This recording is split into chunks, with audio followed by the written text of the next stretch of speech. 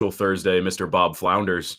Welcome, Bob, to the live show. This is a big day for you. I feel like this is, I think, your second live podcast, and I believe there's more coming with Let's our hope good so. pal Johnny McGonigal out on the road right now, gallivanting and God knows where.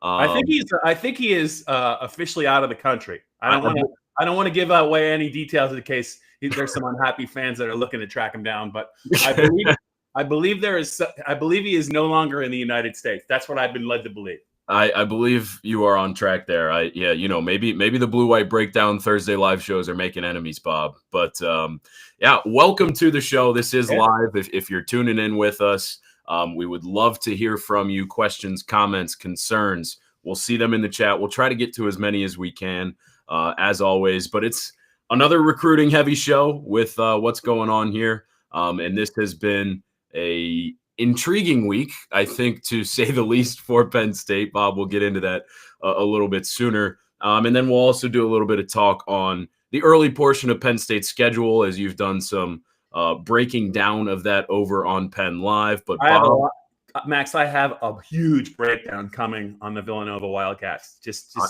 That's a tease for the viewers and the listeners.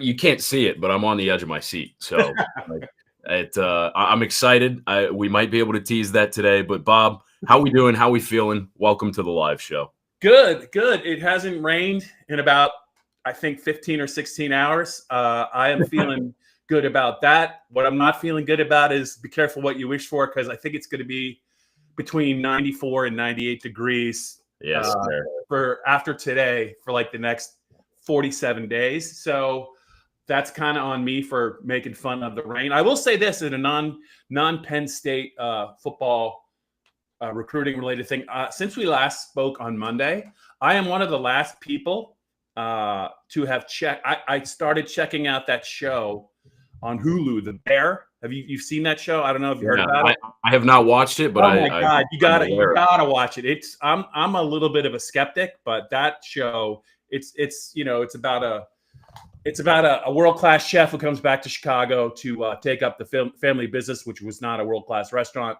And but I'm telling you, it's incredible. It's really, really good for any Penn State fans that are looking for some things to do, whether they're on their vacation or getting on a flight to go to a vacation. You might want to download the first couple seasons of The Bear, because I would say it's a solid 9. So, Bob, I've never watched it myself, but my roommate from senior year of college bears a passing resemblance to the lead actor in it. So Jeremy Allen White, I believe, is his name. Correct, yeah. So for our senior year Halloween, he dressed as Jeremy Allen White there. So, and you know what? Killer costume. I got to give him credit. Let's talk some recruiting, Bob. We'll get into it here quickly. Yeah. The news is not particularly good for Penn State. This started out as a recruiting class that Johnny and I have done a lot of discussing over through the last month and a half. They secured like 9 commitments between the end of March and the beginning of May, just red hot, and looking at a couple of top 100 type of guys, high 4 stars, maybe some 5 stars throughout this summer that they could have been in on. Things have taken a turn. The first domino fell this week with Grayson McKeogh from LaSalle committing to Notre Dame for a lot of different reasons. That one kind of hurts. I mean, he's a big time offensive tackle. He's a guy that has tons of talent. A guy Penn State wanted, but it's a big key loss in the state at a school where Penn State just turned out Abdul Carter from that high school, and a top 5 draft pick. It's an in-state powerhouse program that they'd really love to keep a relationship going at. And it's Notre Dame, who causes a lot of issues on the east side of Pennsylvania for Penn State recruiting, that is coming away with a big win. Bob, I don't know if you have anything you want to add on that before we hit to a couple of the other names, but that one was, like I said, kind of the first domino, and it was not a particularly good one for Penn State. Well, I would say that my read on this, you and Johnny obviously are on top of Penn State recruiting, is my big picture look at this, considering where he went to Notre Dame. It's been, for Penn State's program and Penn State's fans, it's kind of been all downhill in a bad way since the 2-minute warning of the Orange Bowl. Like, they were feeling pretty good about themselves. I feel like in that game and against Notre Dame in general, looking at a rematch with Ohio State, and things it did not work out. That quarterback came in off the bench when it looked like they knocked out the starter, gets the field goal, and then Notre Dame kind of took over a little bit there in the second half. And to me, that is one of the reasons why. No, I'm just kidding. But I'm just trying to, whenever anyone says Notre Dame and it's not going well for Penn State, I immediately flash to what happened in the final 2 minutes of that game. And it sounds to me like, Max, that this isn't the last time. I mean, they also took Jaywan Sider. I mean, good or bad.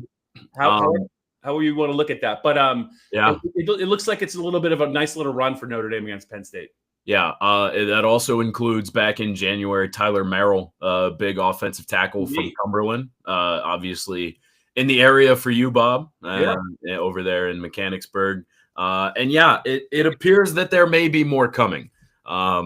Things are not set in stone by any means, but Joey O'Brien, the 5-star safety / wide receiver, also out of LaSalle, a teammate of McKeogh's. The public leanings as far as On3 and, Twitter smoke and whatever you want to call it, 24/7 predictions. It's all pretty much in favor of the Fighting Irish for Mr. O'Brien's services. Look, there are a lot of different ways that you can think about this. Again, same deal as McKeogh, a high-level prospect from a school that Penn State would love to target and do well at, and obviously you want to have the top guys in the state. But I think that this is another question of this atmosphere we're in, Bob, is a little bit different of NIL for these high-level guys, how you're able to, parse out your revenue sharing now that that's been passed. There's just a lot that goes into this. I'm not saying that this entire recruitment is about money. That's not what I'm implying by any means, but there are levels to this that are about money.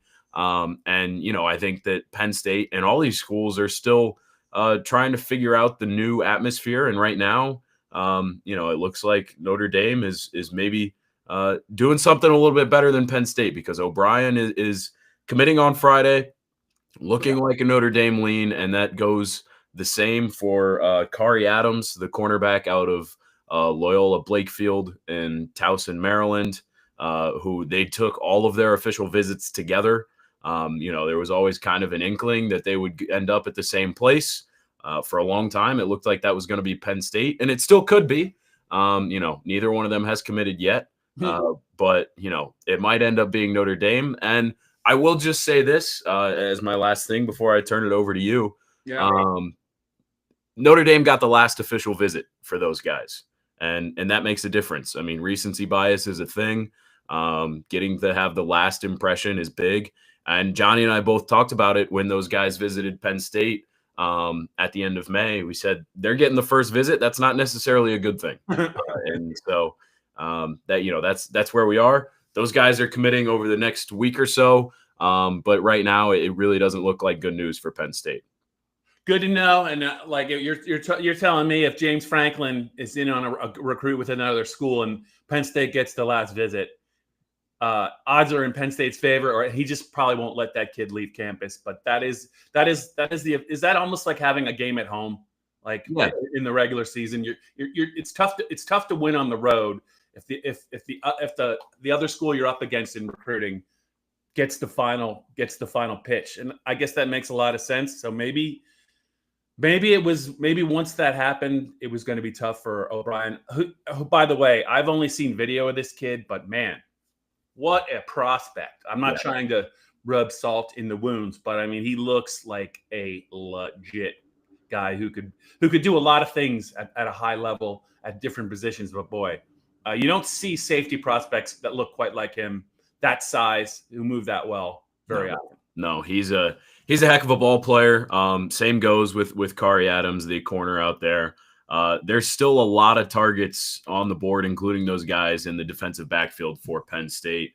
One other name we'd be remiss to mention is Luke Wafel, the edge rusher out of New Jersey. the Hun School, brother of Penn State defensive tackle, recent Michigan transfer, Owen Wafel. When Owen Wafel committed out of the portal, it was immediately like, oh, hey, Penn State really wants his little brother more than he does. That's another one that it kind of seems like may not be trending in the right direction. It seems based on everything that's out there at the moment that it's a little bit of an arms race between USC and Ohio State. And, that's not really Penn State's MO. It's just not. They are more than willing to talk money and be competitive. But if that's what a recruitment comes down to, more times than not, you can count Penn State out of it. And right now it seems like it's a bidding war for Wafel's services. He commits this Thursday at 2 p.m. Everything's on the table. Seems like those three schools are at the front of the pack, with probably USC and Ohio State really at the front of the pack. It goes down at 2 p.m. So we'll have a story up when it happens. But you got to be prepared, Penn State fans. And if you're watching this on the recording, I apologize if we're rubbing any salt in the wound, as Bob alluded to. But I think that kind of covers our bases for now, Bob, on all the recruiting front right now.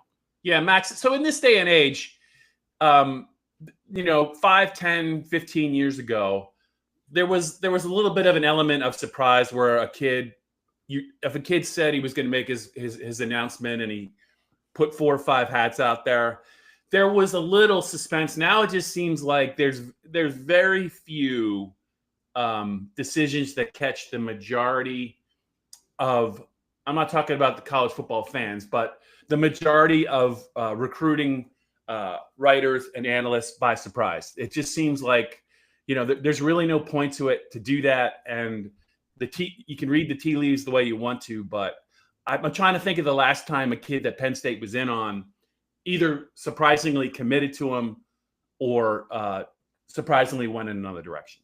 Yeah, I think really the only time you see it anymore is if a kid makes a surprise commitment. Like if they don't have a scheduled date, they come off a visit and they're just floored, and then they decide to go. But even then, you kind of know because it was the last place they visited and whatnot. But if these kids are scheduling out a commitment for weeks, months in advance, it's almost guaranteed that where they're going.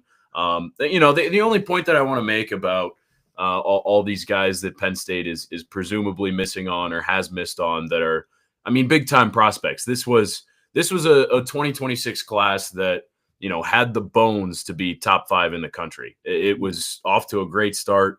And these top guys needed to commit to push it over the edge. But the only thing I will say is it's still June. There's 6 months until any of these guys sign papers. And Penn State has certainly been known, even in recent history, to make some surprise flips down at the end of all this. Look at last year. Nobody thought Andrew Olesh was going to be a Nittany Lion, and he flipped 2 days after the signing period opened, and he's on campus now, and he looks damn good. Surprising things happen, but right now, I think it's fair for Penn State fans to be a little down in the dumps. Well, the one thing it goes with what you said. Like James and his staff are not going to stop recruiting these guys, and right. I know a lot of schools say that, but that staff will just until everything is signed and sealed. They'll be in, and like you said, that they were. It was a surprise when the big tight end from the Lehigh Valley committed, especially since Penn State's pretty loaded at tight end. So. Mm-hmm. And there could be a surprise later today, but more than likely they're gonna have to play the long game if they want to get some of these kids. Yeah, well, and the long game, Bob, it could be even longer these days. You look at the likes of a Julian Fleming and a Nolan Rucci. Even an AJ Harris, who's maybe a first rounder next year. Penn State does a really good job of keeping connections with kids that they recruited out of high school. Genuinely probably better than a lot of other schools out there. They really don't burn bridges. And you have to give Penn State a little bit of credit for that. But who knows? We got a long time until any of these kids step on a field on a Saturday, but it's interesting to follow right now. We are live on the Blue White Breakdown. If you're watching live with us, drop us some questions, some comments. We've been talking a lot of recruiting. I'm going to let Bob open it up here in a little bit and talk about the Penn State schedule. If you're listening, just be prepared. I mean, he's got a lot of thoughts. As he said at the top of the broadcast, a lot of thoughts on those Villanova Wildcats, especially. But yeah, we appreciate you tuning in, Bob.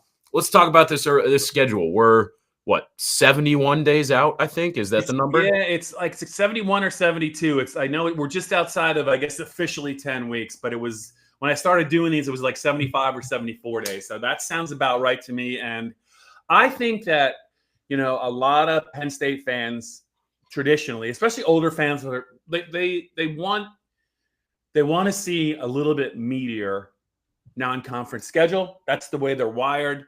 They remember when Penn State did have this is, there's also some years where Penn State did not play some very good teams in the non-conference schedule, but they would like to see a competitive non-conference schedule. I think this year you can say what you want about future schedules.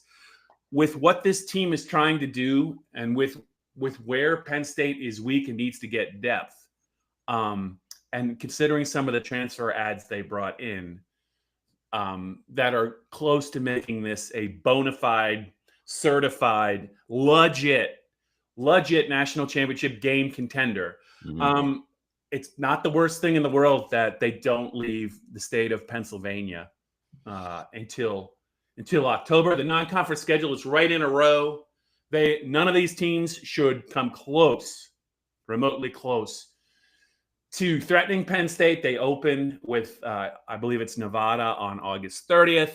Then Florida International comes in, and then they close it out with the FCS Villanova Wildcats. One of the things I learned is they are joining for football only next year the Patriot League. So that's a nice little bonus for the Penn State fans who tuned in live to this podcast. They probably didn't know that. Doing his research on the Wildcats. Yeah, they're going to be part of the same. I think football only. They're going to play football in the Patriot League. But I would say this: what stood out to me is whatever talent, like Villanova is just not. That's not. I mean, they played them.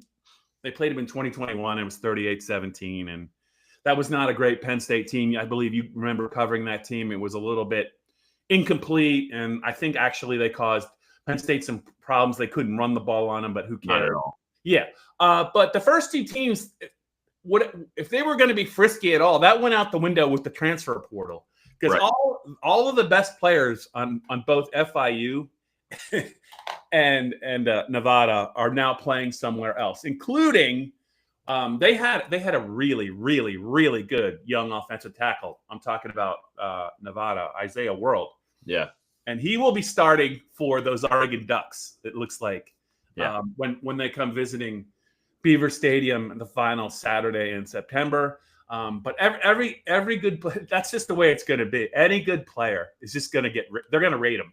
Yeah. So it is really the people that think it's going to become about a field of about, I don't know, 20 or 25, maybe 30 teams in major college football that really have a shot. They're probably right. And the little guy is just going to get trampled. So I was kind of interested when I was looking at some stats from these teams last year, and I was looking forward. Hey, what can I watch during this game? What can I look for?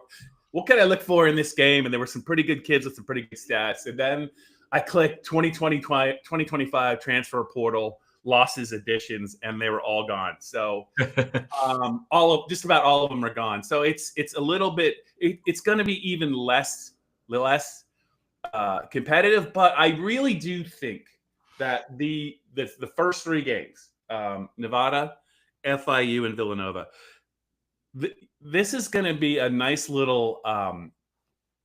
I don't know if I would say petri dish, but this is going to be a nice little lab for Penn State's coaches to take a look at some inexperienced first and second year players, even third year players, get them meaningful snaps, get whoever is going to be the quarterback behind Drew Aller. I mean, they got to make it. They could say they don't know, but I think they're going to know probably by the middle of August, and they're just not going to say it. But whoever that is, that this is the second half of all these games. It's important, right? It's important not only for this year, but it's important for 2026. So I think this is a good year for Penn State to have three tomato cans on their schedule early in the season at home. They did play at West Virginia last year. They did open at West Virginia the year before. They've had some tough the last couple of years. They've had some very tough games, whether in conference or out of conference. They had to go to Auburn in 2022. That they smashed them, but that looked like it's going to be a close game. So this is they're going to, believe me, in late September you're going to see Penn State get tested, and that's really the game that matters the most in September. The fourth home game coming off a bye, also significant. It's those Oregon Ducks who, Max, we've been talking about. We're talking about the transfer portal and how teams do it and how Penn State does it. There aren't many teams that go bigger in the transfer portal than the Oregon Ducks. They have 4 or 5 dudes that were really good last year. I mentioned the kid, the left tackle. He's one of them. But if you want to rebuild on the fly and trust your coaching staff, this is what Oregon's doing. And maybe by the time late September rolls around, this team could look a lot more. They're going to be able to compensate for all the losses they've had, is what I would say. Yeah, Oregon's had Oregon will have had a couple of meatier opponents than Penn State as well by the time they come in there. So you certainly have to, take into account that they'll probably have things maybe a little more figured out. Who knows? I have some thoughts to add to the scheduling portion, but first I need to shout out a couple of commenters we've got here. Our podcast software is not working currently, but I've got the live stream pulled up on my phone, and I can see them. Rough Seas, we see your comments. Appreciate them. Nice. I also have The Real Zeal. Bob, I think you're going to love this comment. Easy solution to the NIL problem. Bring back the statue. Any thoughts? Real Zeal, I'm just going to guess you are probably – I'm going to guess you're so you have to be in your late 30s, early 40s. You can't. There's no way probably that you're in your 20s, unless you maybe were a student at the time that all this went down. But that is one topic that it's never going to go away. People are two things. People are fascinated if the statue is ever going to come back, and they're also convinced that it's somewhere. It's like a treasure hunt. Penn State hid it somewhere on the campus, and it's just been laying dormant, like in a sealed room, like not, it's in fine shape or relatively good shape, and then it's just awaiting. It's just awaiting the proper time for it to come back. I don't know that I necessarily agree with either one of those thoughts, but I do have a lot of respect for the Penn State fans who remember and also feel very strongly about the subject, because it is a very polarizing subject. And the people that feel strongly in a negative way, there are plenty, and I mean plenty, of Penn State fans that think the complete opposite way. Real Zeal has fired back, and they say it's the same place where they stuffed the Lost Ark. Rough Seas, I wanted to get to something you mentioned. The portal may be a way for PSU to get ahead of things if high school recruiting is not keeping up. Buy more good, proven players. It's a business now. Absolutely true. It is a business. It always was to some extent, but certainly has changed in recent years. I'm not necessarily ready to go and say that Penn State is going to embrace the portal in that way. James Franklin has continually held the fact that they are not a big transfer portal team. I don't see that changing really. Will they continue to fill holes? Yes. The 3 receivers they brought in, the linebacker they brought in, those things will continue to happen year over year. They will continue to get those guys. But to go and say that they're going to allocate resources more toward the portal versus high school, I don't think that's the case, because what James Franklin and what Penn State have put a lot of their pride into over the years is being a program in this transfer portal era that will take a kid from high school and develop them through their 5 or 6 years on campus, 4, 5, or 6 years on campus, because that's what James Franklin always says. His slogan these days has been transformational versus transactional. Mm-hmm. They want to be a developmental program. They want to remind kids that even if you're not on the field in 2 years, you could be a starter in your 3rd or 4th year. Mm-hmm. So I think that I think the bottom line is rough seas. Like, yes, we're going to see changes. We're going to see teams that allocate their rev share money to the portal exclusively. But I don't think that'll be Penn State. I do, however, think that there will be a learning process, and Penn State and every team across the country is still going to have to take a year, 2 years, maybe even 5 years to figure out how to budget that money properly. And things are going to be a little bit different. Bob, Girth Brooks says it's in the OPP building, the statue. So we got some leads if you want to go on a scavenger hunt for yourself. But Max, what I would just follow up on what you said when you talk about the money, the resources available. Let's just say the resources available to construct a football program. Would you rather them go out and spend some significant money on another good player or two, or would you rather have, for example, Denai Dennis Sutton, Drew Aller, both running backs? Would you rather have all these guys retained for another season? Like, which would you rather have? Penn State we would not be talking about Penn State as a top 25 team. I don't think if the quarterback, the running backs, the edge rusher, Zane Durant, if those guys, those guys are all going to get. They would have went in the 2025 draft. And that's also, I think, another part of the big picture that I think James feels more strongly about. I don't disagree. I just think that you're investing in a known quantity versus there's no way you can possibly know about everything you need to know about some of these players. Look at some of the mistakes Texas A&M has made over the years with doing, whether it's in the recruiting or trying to get people. So I just think that I agree with you, Max, but I think there's a lot more to look at than just going out and getting players. You just have to be selective. But if you have a good player, one of two things is going to happen after year 3. Either he's going to the NFL or he's going to be looking to go to another school. So that's also, I think, part of the math. Yeah, it's a great point. I mean, Penn State has dumped significant money into keeping all of those guys that are turning this team into a national title contender. And you can't look past that when you talk about the transfer portal, and you can't look past that even when you think about high school recruiting. That money's tangible and it impacts the budget. I mean, these schools they don't have unlimited money. They can't go offer $1 million a year to every 5-star recruit that's out there and hold on to Drew Aller, Nick Singleton, Katron Allen, Denai Dennis Sutton, et cetera, et cetera.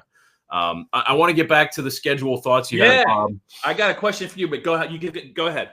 Yeah, I was just gonna say I understand across college football the frustration with cupcake non-conference schedules. I mean, sure, it's more fun for everybody to have those types of things, but James Franklin always really puts it best. Things aren't equal right now. The SEC is only playing 8 conference games. The Big Ten and I think the majority are playing 9. If you're in that situation, there's no reason to risk losing a non-conference game when you can play 9 conference games in either the best or the second best conference in the country. And if you go 10-2 in that conference, you're making the playoff. There is absolutely no reason to risk a loss, an injury, whatever you may call it, a reputation hurting loss.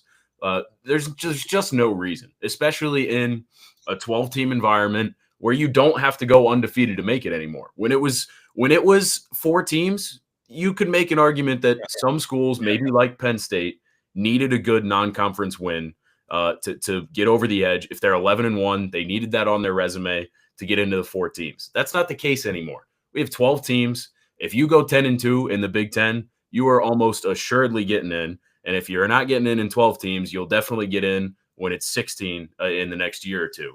I understand the beef. I think an ideal world, and I think a world which a lot of coaches want, including Brett Bielema said it the other day. I saw it circulating online. The Big Ten was trying to get the SEC to go to 9 games. And if that happened, they were discussing an SEC Big Ten showdown. Like they would play every year, Big Ten and SEC teams. I love that idea. If we're all at 9 games, we're all doing the same conference thing. There's less pressure to be perfect in the non-con and to, I've made my point. But I think that the way it is right now, there's no reason for Penn State to schedule anyone worth anything in the non-conference. They should be tune-up games, especially when a season's 17 games long. You need some time to get young guys experience. You need some time to get old guys off their feet. It's a real grind. There are a lot of reasons for why it looks like this. I think it's going to stay this way until we get some changes.